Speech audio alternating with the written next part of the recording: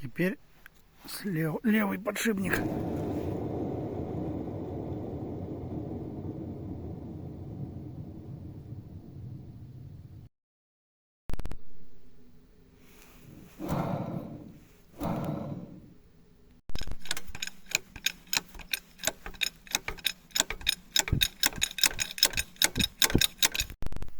Как и в том подшипнике.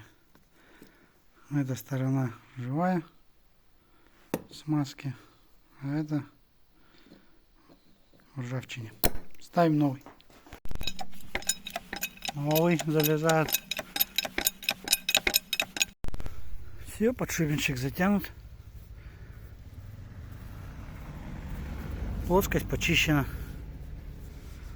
То есть вы знаете, что будет, если не почистить.